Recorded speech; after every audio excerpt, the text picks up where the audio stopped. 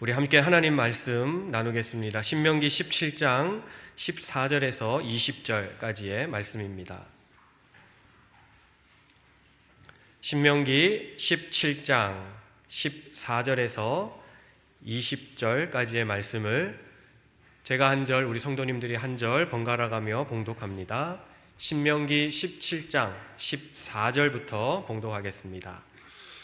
내가 내 하나님 여호와께서 내게 주시는 땅에 이르러 그 땅을 차지하고 거주할 때에 만일 우리도 우리 주위의 모든 민족들 같이 우리 위에 왕을 세워야겠다는 생각이 나거든.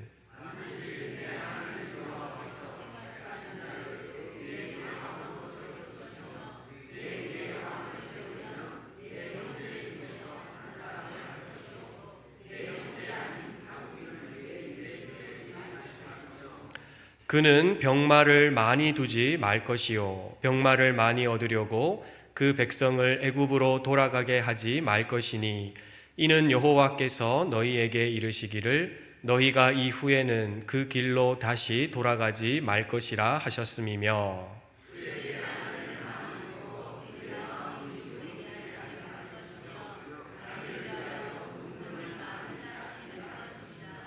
그가 왕위에 오르거든 이 율법서의 등사본을 레위 사람 제사장 앞에서 책에 기록하여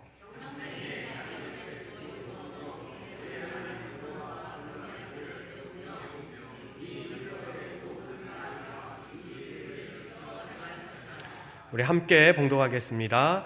그리하면 그의 마음이 그의 형제 위에 교만하지 아니하고 그 명령에서 떠나 좌로나 우로나 치우치지 아니하리니 이스라엘 중에서 그와 그의 자손이 왕위에 있는 날이 장구하리라. 아멘. 우리 다음 주일은 설날인데요. 주일 오후 예배 대신 각 가정에서 이 나눠드린 가정 예배지로 꼭 예배 드리시기를 부탁드립니다. 그래서 저희가 다음 주일 오후에는 못 모이니까 오늘 설 인사를 드리려고 합니다. 우리 한 해 동안 하나님의 큰 은혜와 축복이 우리 성도님들과 가정에 충만하시기를 기원합니다. 우리 서로 우리 성도님들 사이에서도 복 많이 받으십시오. 하나님의 복이 되십시오. 잠깐 인사할까요? 복 많이 받으십시오. 또 하나님의 복이 되십시오.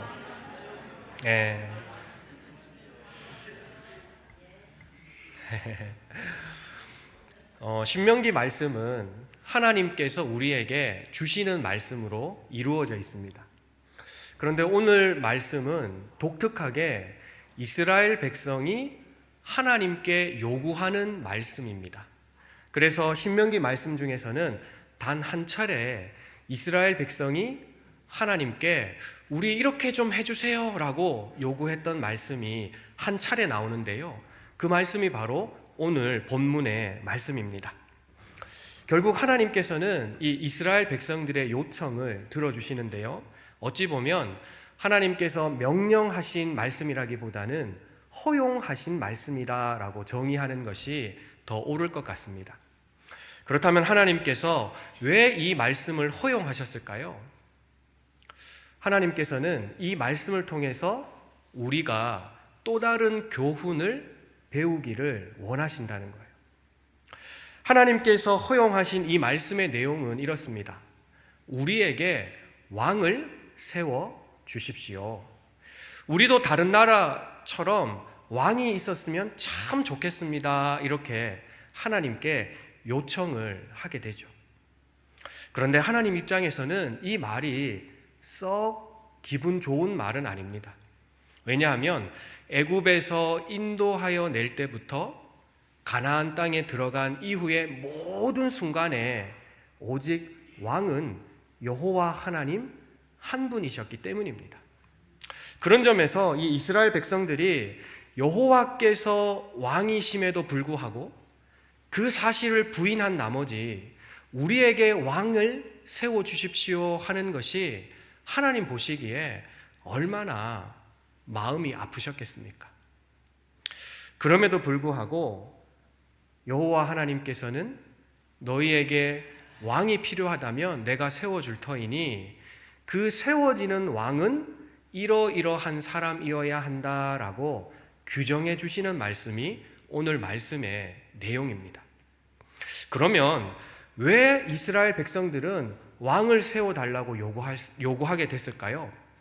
그 이유를 우리가 눈여겨봐야 하고 또 그 이유에 대해서 우리 삶에 또 우리 신앙 공동체의 교훈으로 삼아야겠습니다.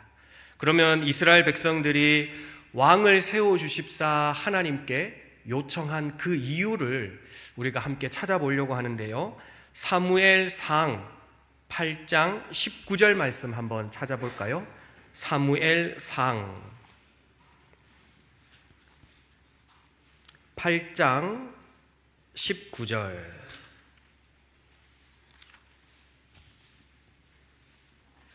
8장 19절 말씀, 구약 419쪽에 있습니다. 구약 성경 419쪽에 사무엘상 8장 19절. 우리 다 함께 봉독해 볼까요? 시작. 백성이 사무엘의 말 듣기를 거절하여 이르되 아니로소이다. 우리도 우리 왕이 있어야 하리니. 사무엘이 이렇게 이야기합니다. 왕을 요구하는 이스라엘 민족에게 만약 너희가 왕을 요구해서 그 왕이 세워진다면 그 옛적 애굽의 바로 왕 밑에서 압제당하고 노예 생활했던 그 시대로 돌아갈 수도 있다. 너희가 어찌 왕을 원하느냐? 이렇게 이야기하면서 그 청을 만류했습니다. 그럼에도 불구하고 이 백성들은 끝끝내 왕을 세워달라 요구하는 장면이 이 8장 19절인데요. 그도 그럴 만한 이유가 있습니다. 이스라엘 백성들이요, 그냥 왕을 세워주십시오 하는 것이 아니라 그 왕을 세워달라고 한 이유가 있는데 그 이유가 8장 1절에 나옵니다. 사무엘상 8장 1절 말씀. 제가 한번 봉독해 볼게요. 사무엘상 8장 1절 말씀입니다. 사무엘이 늙음에 그의 아들들을 이스라엘 사사로 삼으니 장자의 이름은 요엘이요 차자의 이름은 아비야라. 그들이 부엘세바에서 사사가 되니라. 3절까지 제가 읽어보겠습니다. 그의 아들들이 자기 아버지의 행위를 따르지 아니하고 이익을 따라 뇌물을 받고 판결을 굳게 하느니라. 이스라엘 백성들이 우리에게도 우리의 왕을 세워달라 하는 이유가 이 사무엘상 8장 1절에서 3절까지의 말씀에 나오는데요. 그 첫 번째 이유가 사사를 세우는 데 있어서 사무엘이 임의로 자기 아들들을 세웠기 때문입니다. 사사라는 것은 하나님께서 직접 말씀하셔서 이스라엘의 지도자로 세우는 과정을 반드시 거쳐야 하는데요. 이스라엘의 모든 사사들 중에 하나님께서 직접 세우지 않은 사사는 단 한 사람도 없습니다. 그런데 유독 이 사무엘의 두 아들은 사무엘이 지목해서 사사로 세우게 되는 것이죠. 모든 절차와 과정은 하나님의 허락하심 아래에 그리고 하나님께서 말씀하신 대로 행하는 것이 신앙인의 본이요 또 신앙 공동체가 마땅히 해야 될 일입니다. 그럼에도 불구하고 이 사무엘은 그의 아들들을 자기 자신이 하나님의 허락도 없이 사사로 세웠다 하는 데 있어서 하나님의 말씀을 무시하고 하나님의 말씀으로부터 멀어지는 결과를 낳게 되었던 것이죠. 아무리 훌륭하고 뛰어난 지도자라 할지라도 하나님의 말씀과 하나님의 규례대로 행하지 않는 일이 어떤 결과를 빚어지는지 오늘 8장 3절 말씀에 나오는데요. 3절 말씀 제가 한번 다시 봉독해 보겠습니다.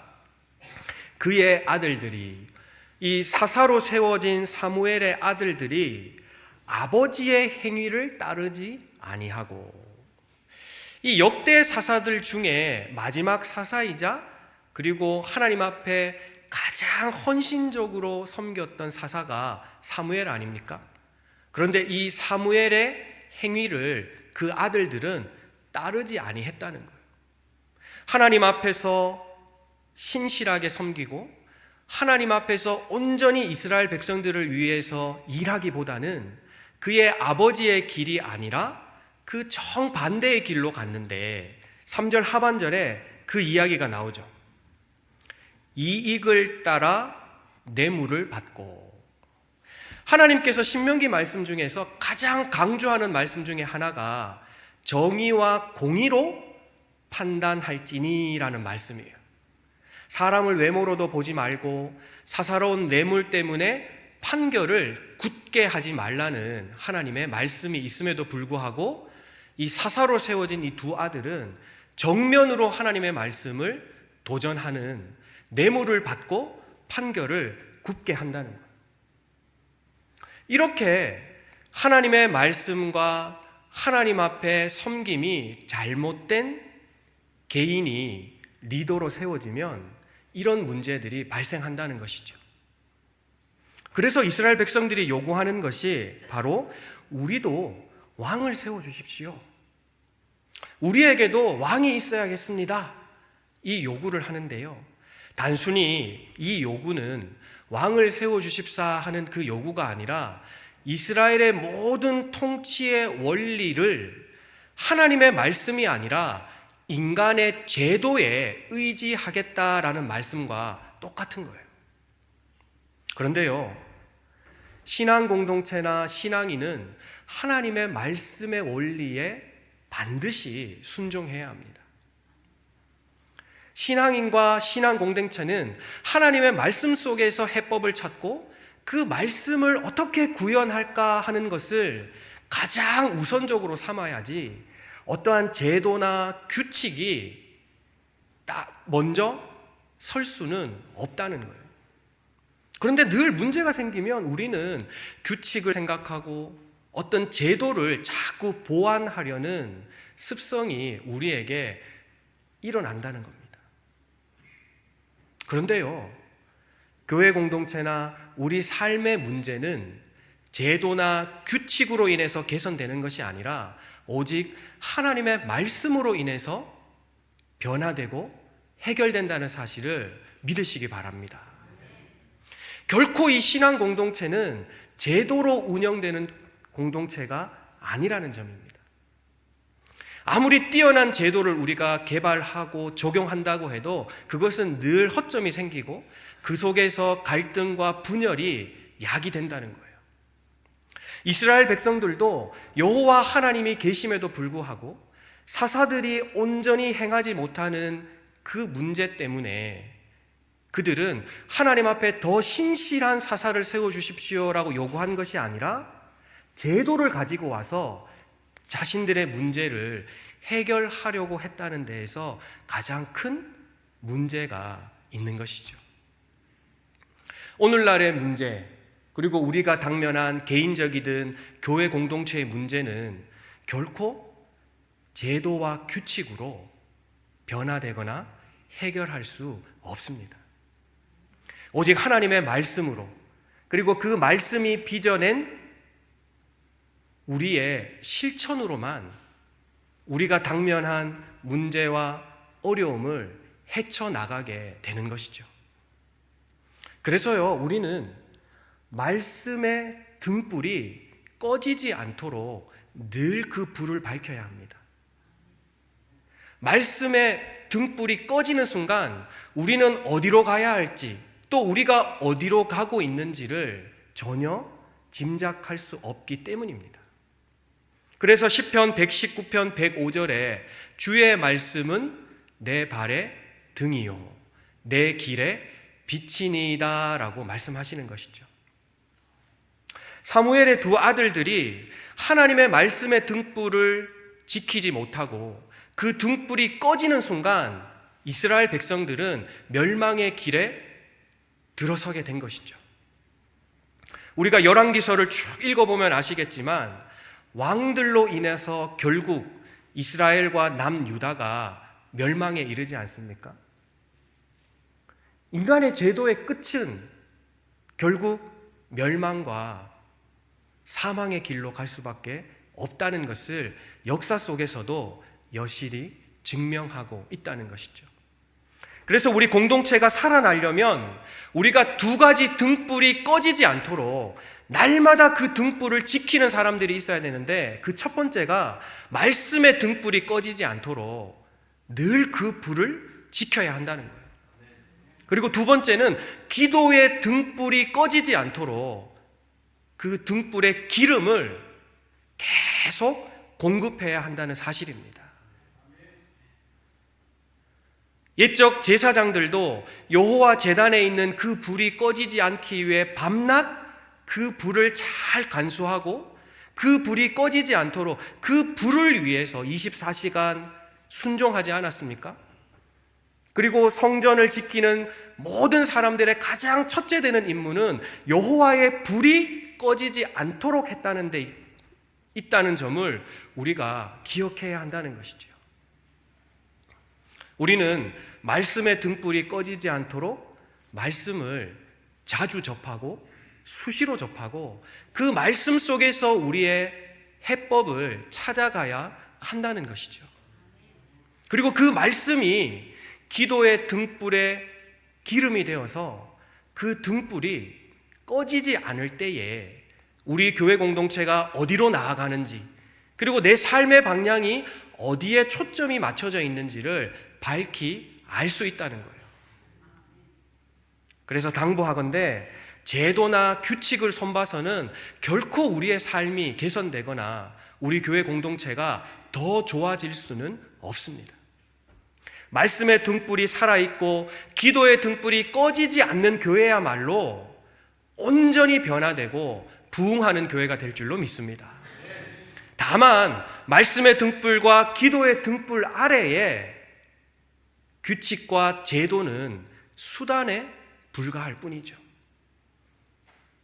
그래서 우리가 어떤 규칙과 어떤 제도를 찾아볼 것이냐, 그것을 연구하기보다는 오히려 말씀의 등불과 기도의 등불이 꺼지지 않도록 날마다 이 자리를 지키는 저와 성도님들이 되어야겠습니다.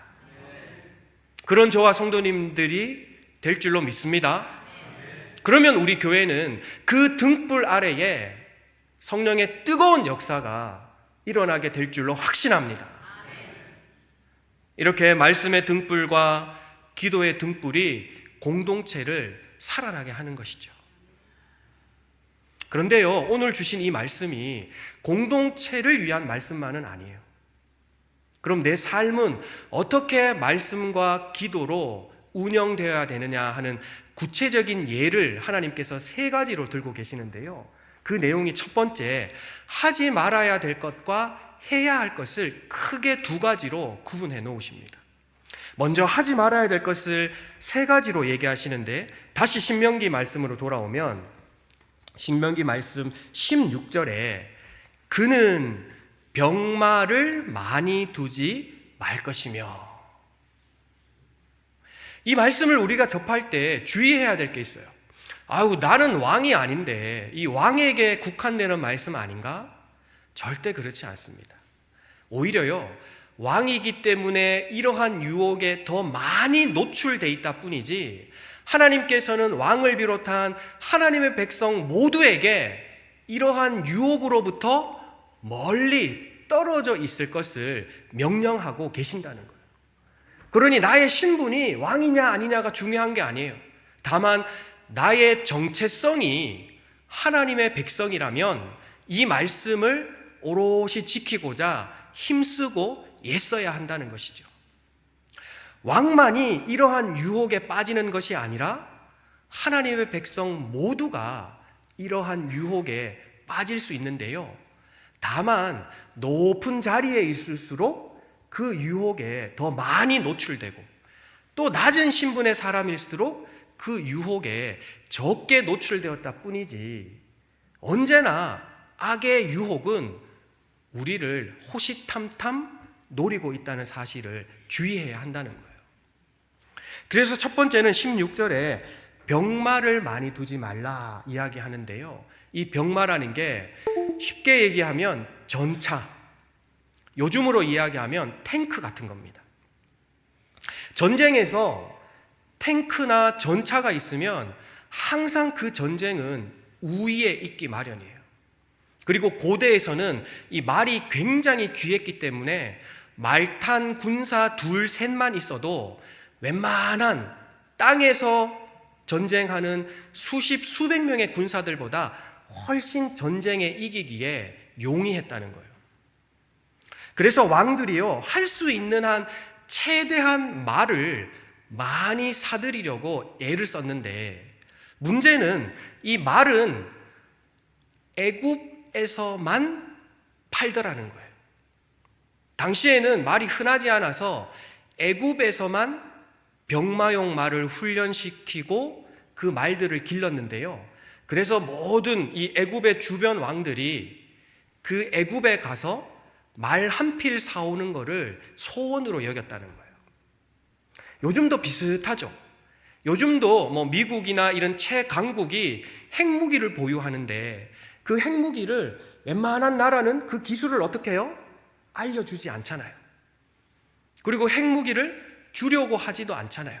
바로 그런 것처럼 이 애굽이 병마 관리를 철저하게 했다는 거예요. 왜냐하면 그것이 군사력을 좌지우지하니까 말을 함부로 팔았다가 오히려 애굽에 역습을 당할 수 있기 때문이죠. 그래서 문헌을 찾아보니까 말 한 필을 사려면 얼마의 가치가 필요하냐? 은이나 금으로 살 수 있는 게 아니더라는 거예요. 그럼 무엇으로 살 수 있느냐? 노예 10명으로 살 수 있다는 거예요. 아무리 많은 은과 금을 갖다 줘도 말은 함부로 팔지 않는데 노예 또는 종 10명 정도를 말 한 필과 맞교대하더라는 거예요. 그래서 병마를 많이 가지지 말라 하는 것은 말 그대로 이스라엘의 종이나 노예를 10명을 데리고 다시 종살이를 시켜야 되니까 하나님이 이 일을 금지하는 것과 이 일을 하지 못하도록 하는 것은 당연한 일 아니겠습니까? 다만 왕이 자신의 권력을 유지하고 자신이 다른 나라보다 더 높은 권자에 오르기 위해서 다수의 사람들을 희생시킨다는 거예요. 어찌 보면 이러한 권력을 가지고 있는 사람, 이럴 만한 힘과 자리에 있는 사람들이 이기적이기보다는 이타적인 마음을 더 가져야 함에도 불구하고 자신의 자리를 지키기 위해서 다른 사람의 희생은 아무렇지도 않은 것처럼 생각하면 안 된다는 거죠. 하나님께서는 천하보다 한 목숨을 귀히 여기신다 하셨잖아요. 그런 것처럼 오늘날의 사회에서도 많은 사람들의 자리를 차지하고 하는 그 위치에 있는 분들은 날마다 하나님께 기도해야 합니다. 내가 그 일을 하지 않도록, 그리고 그런 일이 일어나지 않도록. 그런데 요즘은 얼마나 이런 일들이 비일비재하게 일어나며 한 사람의 목숨을 너무나 쉽게 여기는 경시풍조가 얼마나 많은지요. 그런 점에서 우리 그리스도인들이 한 사람이라도 귀하게 여기고 한 생명이라도 소중히 여기는 마음으로 나 자신보다는 다른 일을 먼저 생각하는 마음을 가져야 한다는 거예요. 그리고 두 번째로는 17절 말씀인데요. 17절에 그에게 아내를 많이 두어 그의 마음이 미혹되게 하지 말라. 이 아내를 많이 두는 것이 왜 미혹되느냐? 그것은 두 가지 이유가 있는데요. 첫 번째는 이방 여인들과 혹 결혼을 하게 되면 고대 사회에서의 결혼은 사람과 사람, 집안과 집안의 결혼이 아니라 그 집안이 믿는 신과 신의 결혼이라고 생각을 했어요. 만약 우리 집이 여호와를 섬기는데 내가 결혼할 집이 아세라를 믿으면 여호와와 아세라의 결혼이라고 고대 사람들은 믿었다는 거예요. 그러면 만약 그 집안과 우리 집안이 결혼하면 우리 집안의 종교는 어떻게 될까요? 두 개가 되는 거예요. 그러면 결혼을 하면 할수록 신들이 많아지겠죠. 그래서 사람들이 그 이유 때문에라도 결혼을 많이 했는데요. 그런데 아무나 여러 다처를 둘 수 있는 것 또한 아니었습니다. 두 번째 이유는 처를 여러 둘 수 있는 자격은 오직 특권층에게만 가능했다는 거예요. 지금도 이슬람 사회에서는 다처가 허락되잖아요. 그런데 실제로는 아무나 다처할 수 있는 게 아니래요. 왕족들만 한다는 거예요. 그래서 자신들이 내가 이런 특권층이야, 내가 이러한 특권을 누리는 사람이야 라고 하는 것을 결혼을 통해서 많은 사람들에게 과시하기도 한다는 거예요. 하나님께서 왕들에게 아내를 많이 갖지 마라 하는 것은 우상 숭배에 미혹될 수 있기 때문이기도 하지만 한편으로는 내가 특별하다는 것, 너의 특권을 포기하라 하는 말과도 같다는 거예요. 내가 왕이라 할지라도 결코 다른 사람 앞에서는 더 뛰어나거나 더 잘난 것이 아니야. 하나님께서 너를 세우신 이유는 너의 특별함이나 잘남에 있는 것이 아니라 오직 여호와 하나님과 그의 백성들을 섬기기 위함이야 라고 알려주시기 위해서 너에게는 특권이 없다. 마치 그 자리가 특권이 있는 자리인 것처럼 생각하지 말라는 거예요. 그래서 아내를 많이 두지 말라라고 이야기하신 것은 네가 누리는 특권이 없도록 하라 하는 대표적인 예시의 말씀인 것이죠. 그리고 세 번째로는 은과 금을 많이 쌓지 말라 하고 이 17절 하반절에 나오는데요. 중요한 것은 은과 금을 많이 쌓지 말라가 아니고 그 앞절에 나오는 요 구절 때문입니다. 왕이요, 은과 금을 많이 쌓으면 쌓을수록 나라가 부강해지고 여러 백성들을 잘 도와줄 수 있으니까 나라를 부국하게 하는 것은 왕의 하나의 의무인데요. 요 구절을 앞에 딱 두고 은과 금을 많이 쌓지 말라 했는데 그 구절이 뭐냐? 바로 직전에 나오는 자기를 위하여. 왕이 은과 금을 많이 쌓아야 되는 이유는 백성들을 평안케 하고 백성들을 풍요롭게 하기 위한 것이어야지 자기를 위하여 은과 금을 쌓으면 세금을 수탈하게 되고요. 강제 노역을 시키게 되고요. 백성들의 고열을 짜내는 그런 일들을 하지 말라 하시는 것이죠. 그래서 이 자기를 위하여라는 말이 신명기에 자주 나오는데요. 언제 자주 나오냐 하면 우상을 섬길 때 또는 은금을 쌓을 때나 하나님 앞에서 잘못된 일을 할 때 그 구절을 보시면 요 자기를 위하여라는 말이 빠지지 않고 반드시 나와요. 그래서 이런 겁니다. 자기를 위하여 우상을 섬기지 말고 자기를 위하여 은금을 많이 쌓지 말고. 결국 우리 그리스도인에게 삶의 방향은 다른 사람이어야 한다는 거예요. 삶의 방향은 이렇게 앞으로 뻗어나가야지 자기 자신을 향하면 안 된다는 겁니다. 우리가 축복할 때 우리 축복합시다 하면 이렇게 하시는 성도님들 제가 단 한 사람도 못 봤거든요. 축복합시다 했는데 이렇게 찬양하시는 분 누가 계신가요? 아마 그런 분은 단 한 분도 없으실 겁니다. 다 우리 축복합시다 그럼 어떻게 해요? 이렇게 하잖아요. 이게 그리스도인의 삶의 지향점이자 방향이라는 거예요. 그런데 우상을 섬기고 하나님의 말씀을 멀리하는 앞선 사무엘의 두 아들의 삶의 방향은 어디였을까요?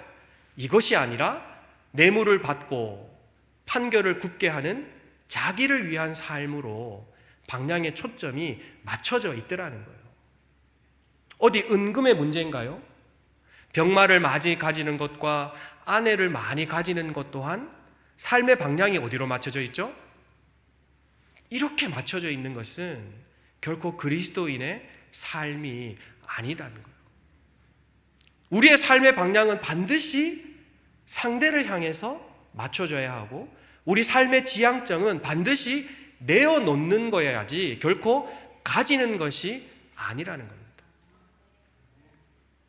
이게 바로 내가 거룩하니 너희도 거룩하라 하는 말씀의 뜻인 거예요.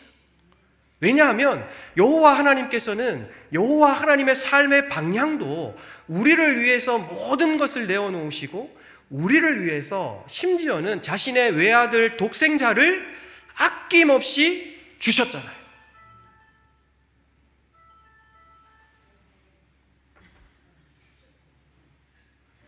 원래 중요한 얘기할 때는 이런 배경이 깔리는 겁니다.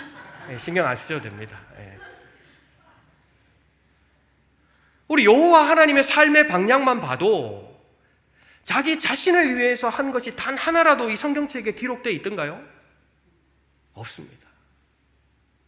다 삶의 방향이 우리를 위하여, 심지어 우리가 지난주 말씀을 볼 때에도 내 행복을 위하여, 결국 여호와 하나님께서 거룩하니 우리도 거룩해야 한다, 그 말은 너희가 구분된 삶으로 살지 말고 구별되게 살라는 거예요. 다른 말로 이야기하면 유별나게 살아라는 거예요. 야, 참, 저 사람 참 별나다. 저 사람 참 유별나네. 이 얘기를 우리가 삶 속에서 들어야 하는데요. 그것이 성격이 별나고 삶이 까다롭고 그런 게 아니라 우리의 삶의 지향점이 거룩함으로 맞춰져 있을 때 주변의 많은 사람들이 야, 저 사람 참 거룩하다라는 말을 자기네들의 표현으로 별나네, 유별나네 이렇게 말하는 것이죠. 우리는 그 얘기를 이렇게 들으면 됩니다. 아, 나더러 거룩하다고 하는구나, 내가 말씀대로 잘 살고 있구나, 이렇게 들으시면 되는 거죠.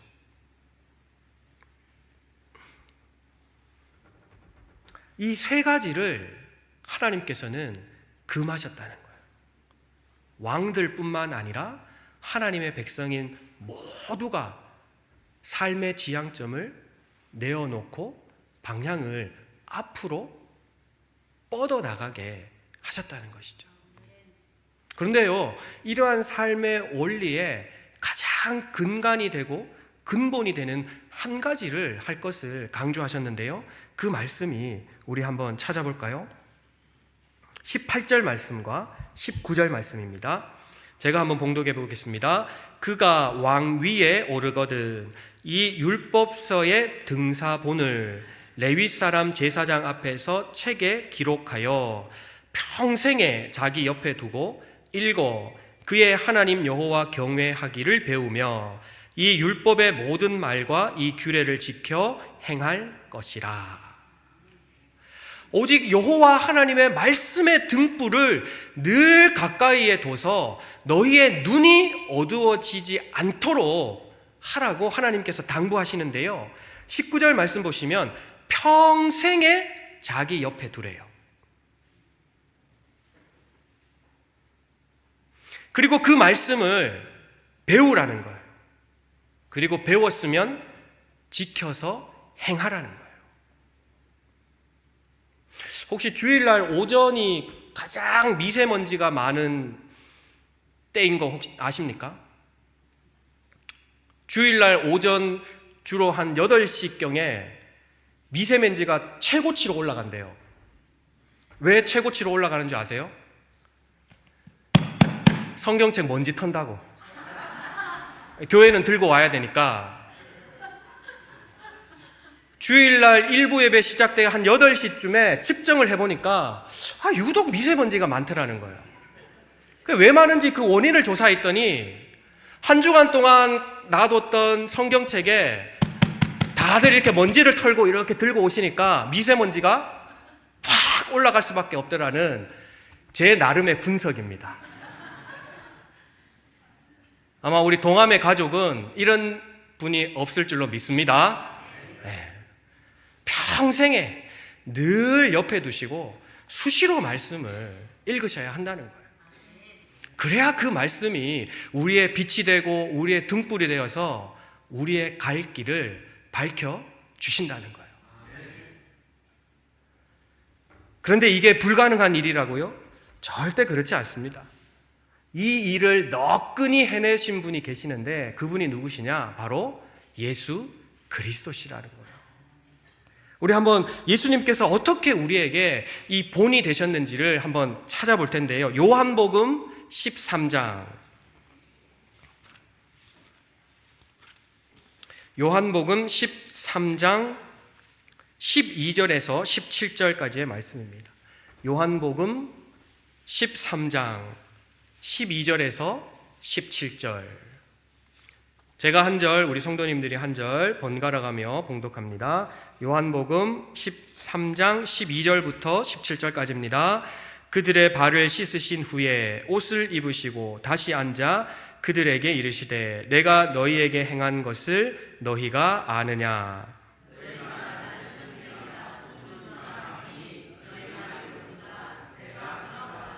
내가 주와 또는 선생이 되어 너희 발을 씻었으니 너희도 서로 발을 씻어주는 것이 옳으니라.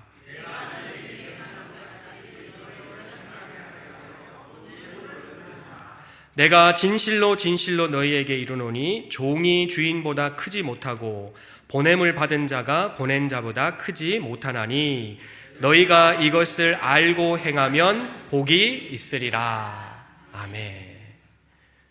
우리 지난번 봤던 신명기 말씀이랑 똑같은 거죠. 내 명령과 규례와 법도를 지키면 너희가 행복하리라. 그런데 오늘 예수님께서도 너희가 이것을 알고 행하면 복이 있으리라 하시면서 세 가지를 말씀하셨는데요. 이 14절에 보면 선생님께서 제자들의 발을 씻으시는데 정말 놀라운 사실은 이스라엘에서는 어른이 또는 선생이 제자들 앞에서 옷을 벗는 경우가 없다는 거예요. 그것은 가장 부끄러움과 수치심을 드러내는 일인데 예수님께서는 제자들 앞에서 내가 가장 낮아지고 본이 되는 자세를 보이시기 위해서 옷 벗으심도 스스럼 없으셨고 더욱이 그 옷을 벗으신 이유가 발을 씻기 위함이라는 거예요. 이거는요 전무후무한 일이에요. 제가 앞서서 야 별나다 유별나다 그것을 거룩함이다 라고 말씀드렸는데요, 당시에 그 어떤 선생도 옷을 벗거나 제자들의 발을 씻어주는 경우는 단 한 차례도 없다는 거예요. 그런 점에서 예수님께서는 자기의 자리의 특권을 요구하거나 누리신 적이 단 한 번도 없으시다는 사실이죠. 오히려 내가 하는 일이 여러 사람에게 유익이 되고 그게 본이 된다면 그 일을 스스럼 없이 하셨다는 거예요. 오히려 자기 자리에 구애받지 않고 내가 어떤 위치다라는 것을 생각지 아니하시고 오히려 그것이 다른 이에게 도움이 된다면 그 어떤 일도 마다하거나 주저하지 않으시고 그 일을 감당하셨다는 거예요. 성도님들, 섬김이 뭐라고 생각하십니까? 섬김은요, 내가 하지 않아도 되는 일을 할 때 그것이 섬김입니다. 그리고요, 높은 분들 또는 하지 않아도 되는 분의 행함이 많은 사람들에게 모범이 된다는 거죠. 당연히 하는 사람을 보면서 야, 저 사람 나도 본받아야지 이렇게 말씀하시는 경우는 없잖아요. 종의 하는 일을 보고 야, 저 종은 참 겸손해, 나 저 종을 닮을 거야, 이렇게 말하는 사람은 단 한 명도 없다는 거예요.